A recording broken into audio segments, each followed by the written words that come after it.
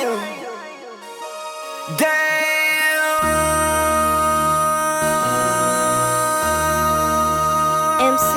another hit. This ain't what you want. Project, This ain't what you want. This ain't what you want. Ha! 1600 block. I just wanna rock.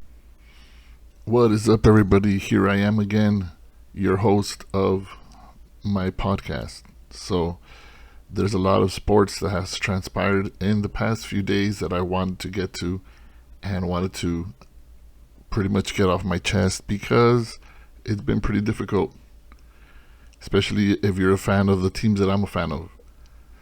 So as you can see, we're here. Let's start with Barcelona. So there was El Clasico on Sunday.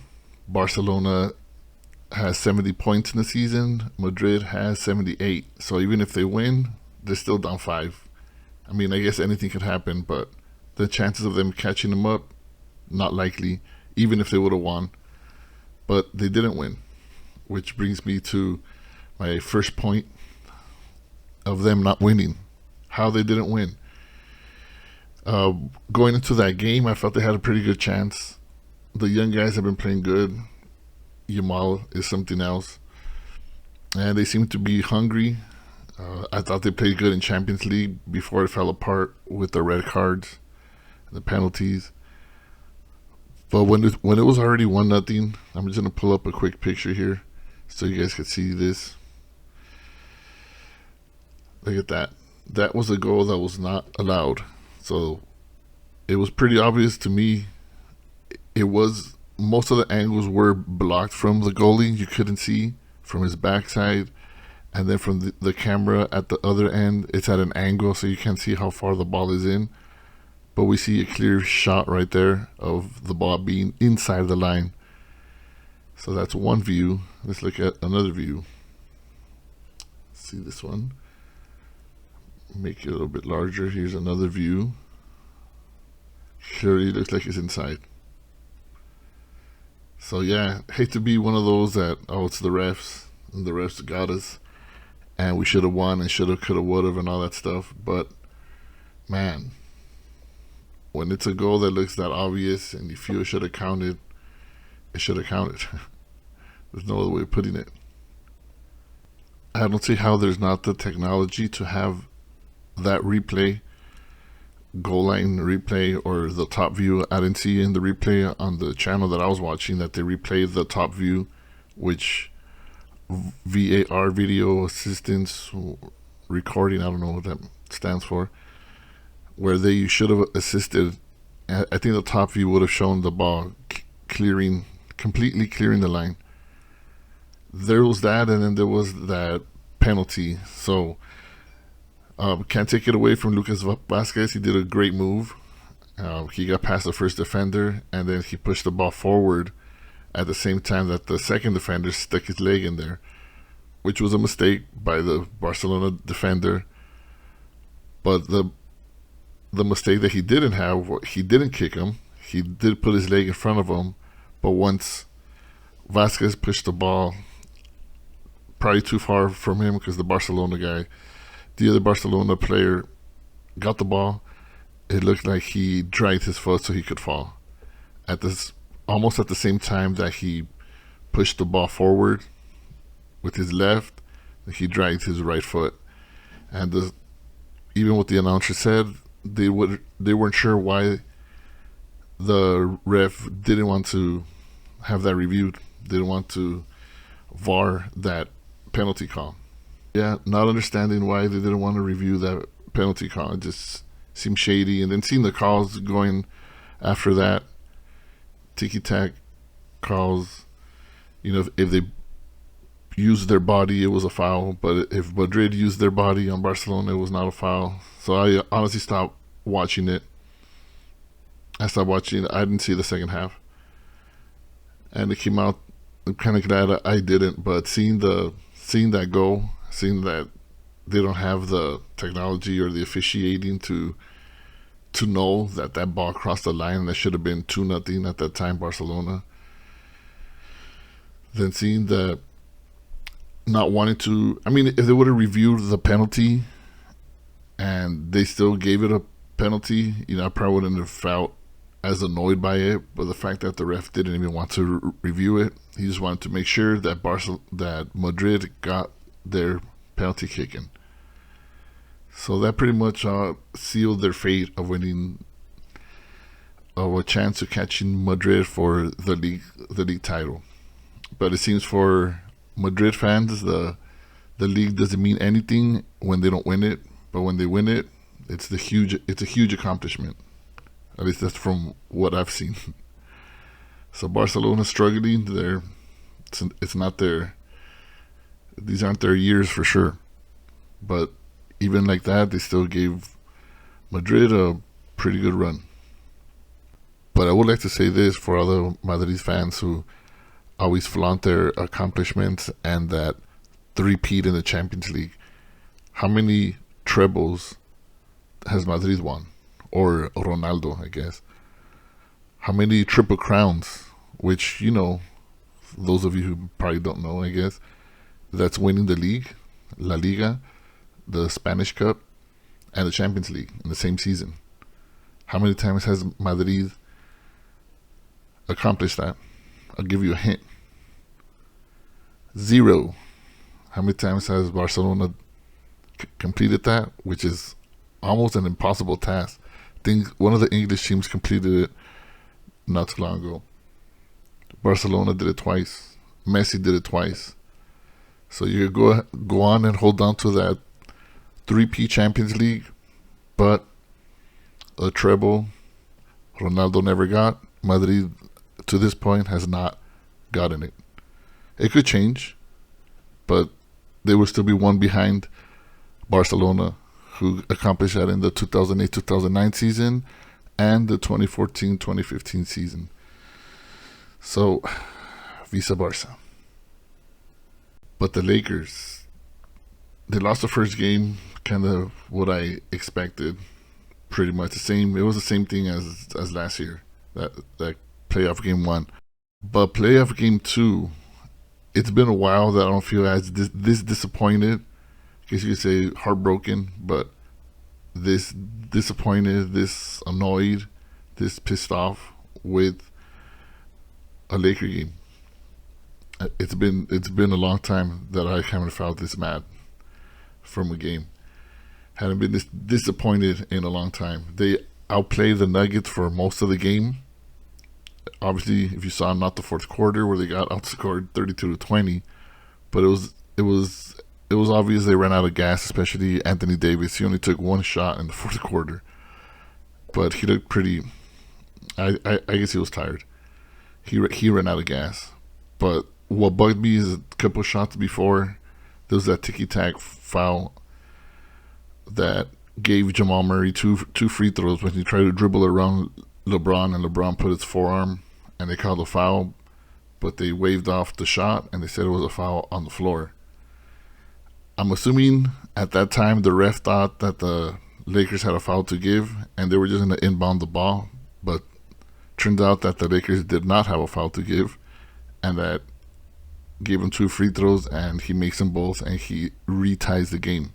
That foul, I don't know why he called that foul when they didn't call a foul on D'Angelo Russell getting hit in the face.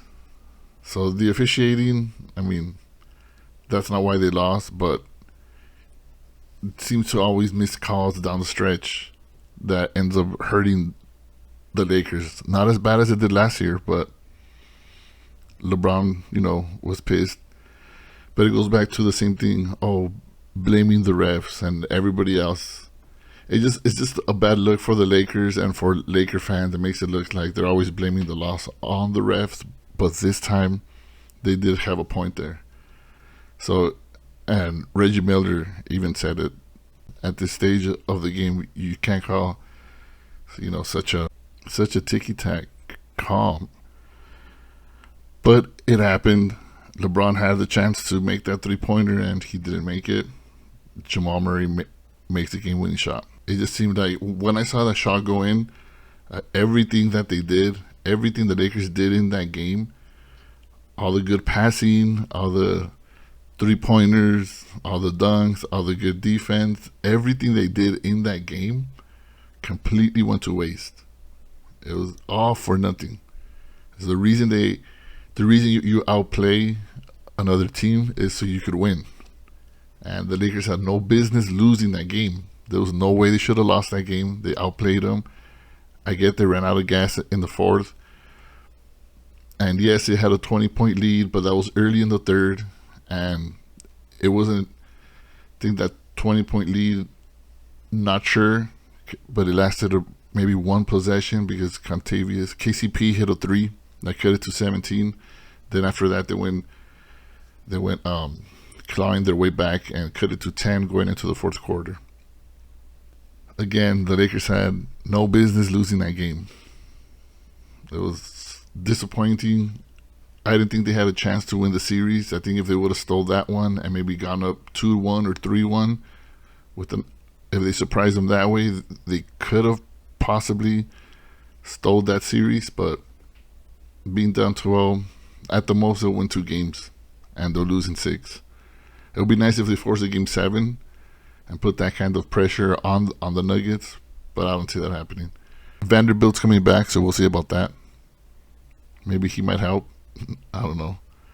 Even Magic Johnson tweeted that last night, he was too devastated to even tweet something. That's how heartbreaking that loss was. Seeing all that work that they put in, seeing how they welcomed that challenge, seeing D'Angelo Russell stay late in the gym after game 1, shooting threes to get his shot, and all of it, man, all of it for naught. All of it went down the drain. So it's been tough. I think this whole sports year has been tough. Starting with the 49ers. Then Barcelona's collapse in Champions League. Then this BS game against Madrid. And now the Lakers. Dodgers, it's too early, but I don't think they're anything special, at least not yet. I did not watch the Ryan Garcia and Haney fight. I'm surprised Ryan Garcia was such an underdog. I don't know he was that much of an underdog. I thought he was going to win that fight, or at least he had a really good chance to. He looks a lot taller, even though he stated to be only 1 inch taller than Haney. He looks about 3 inches taller than him. But supposedly he's only 1 inch taller and they have about the same reach. Still doesn't look like that either. And then the social media has made this, Mexican boxers against black boxers, who's better, and this is supposed to be a win for the Mexican side, the Latino side, but I really don't care about that aspect. I think it's more embarrassing Ryan Garcia saying that he was drinking every day and he's still drinking, and then he says he's God's son, and he talks about Jesus and all that, and he admits to doing all this stuff. So yeah, that whole thing, that his whole religious side, and then doing drugs and saying all these crazy things, those two just don't mix well with me.